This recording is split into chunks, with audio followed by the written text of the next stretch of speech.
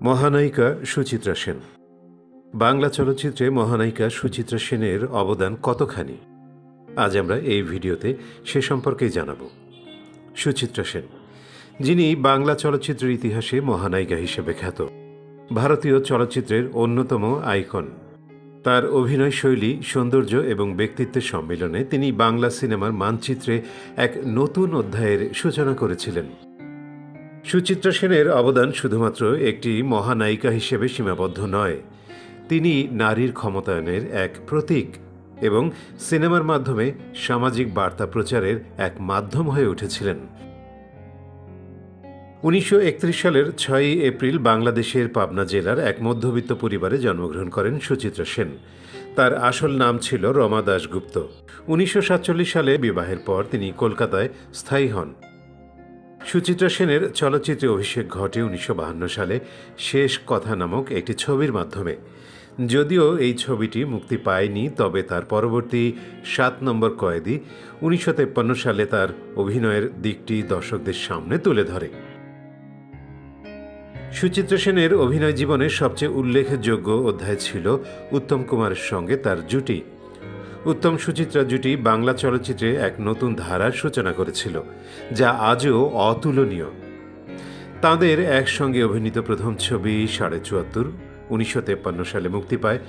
দর্শকদের মধ্যে এতটাই জনপ্রিয়তা লাভ করে যে এই জুটি হয়ে ওঠে বাংলা চলচ্চিত্রের ইতিহাসের সর্বাধিক প্রশংসিত জুটি।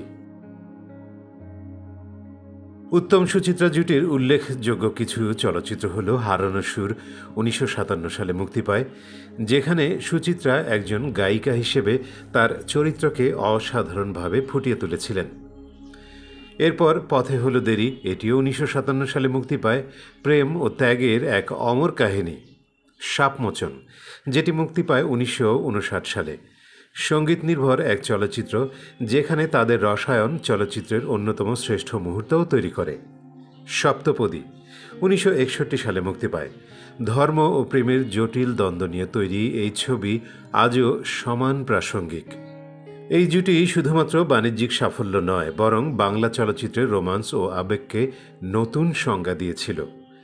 সুচিত্রার সাবলীল অভিনয় এবং চরিত্রের গভীরতা তাকে দর্শকের মনের মণিকোঠায় স্থায়ী আসন দিয়েছিল। সুচিত্রা সেনের অভিনয়ের শৈলী ছিল অত্যন্ত স্বতঃস্ফূর্ত এবং অনুভূতিপ্রবণ। তিনি তার চরিত্রগুলোকে জীবন্ত করে তুলতেন। 1950 এবং 1960-এর দশকে যখন নারীর ভূমিকা মূলত গৃহবধূ বা পুরুষের ছায়া হিসেবে দেখানো হতো, তখন সুচিত্রা সেন তার চরিত্রগুলোর মাধ্যমে নারীর ব্যক্তিত্ব ও স্বাধীনতাকে তুলে ধরেছিলেন। তার অভিনীত চরিত্রগুলোতে দেখা যেত একাধারে দৃঢ়তা, কোমলতা এবং আত্মমর্যাদার মিশ্রণ। দ্বীপ জেলে যাই 1959 সালে মুক্তি পায়।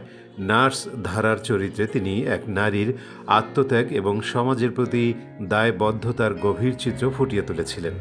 উত্তর ফাল্গুনী ছবিতে 1963 সালে যেটি মুক্তি পায়, এখানে তিনি দ্বৈত চরিত্রে অভিনয় করে তার অসাধারণ প্রতিভার পরিচয় দেন। মায়ের চরিত্রে একজন সংগ্রামী নারীর প্রতিচ্ছবি এবং কন্যার চরিত্রে তার নতুন জীবনের আকাঙ্ক্ষা অসাধারণভাবে প্রকাশ করেছিলেন।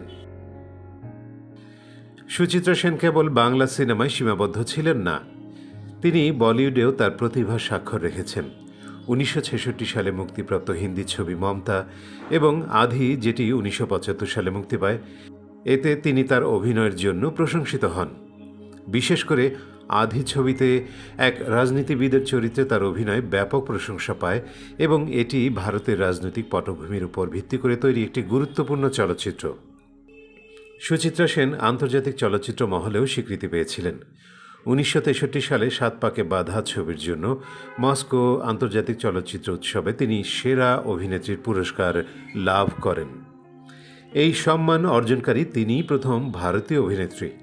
তার এই কৃতিত্ব বাংলা চলচ্চিত্রকে আন্তর্জাতিক স্তরে পরিচিতি এনে দিয়েছিল। তার জনপ্রিয়তা যেমন আকাশচুম্বী ছিল, তেমনি ব্যক্তিগত জীবন ছিল রহস্যময়। তিনি 1978 সালে অভিনয় জীবন থেকে সরে দাঁড়ান এবং জনসমক্ষে আসা প্রায় সম্পূর্ণ বন্ধ করে দেন। তার এই নির্জন বাস তার মহানায়িকা ভাবমূর্তিকে আরও শক্তিশালী করে তুলেছিল। সুচিত্রা সেন কেবলমাত্র এক মহানায়িকা নন, তিনি ছিলেন বাংলা চলচ্চিত্রের স্বর্ণযুগের এক অপরিহার্য অংশ। তার অভিনয় শৈলী পরবর্তী প্রজন্মের অভিনেত্রীদের জন্য পথ প্রদর্শক হিসেবে কাজ করেছে। ভারতীয় চলচ্চিত্রে নারীর অবস্থান পরিবর্তনে তার ভূমিকা অনস্বীকার্য। সুচিত্রা সেনের অবদান শুধু বাংলা চলচ্চিত্রে সীমাবদ্ধ নয়, তিনি ভারতীয় চলচ্চিত্রে এক অনন্য মাইল ফলক। তার অভিনীত প্রতিটি চরিত্র একটি নতুন দৃষ্টিভঙ্গির জন্ম দিয়েছিল। সুচিত্রা সেন বাংলা চলচ্চিত্রের এক অমর অধ্যায়, যার আলো যুগ যুগ ধরে সিনেমা প্রেমীদের পথ দেখাবে।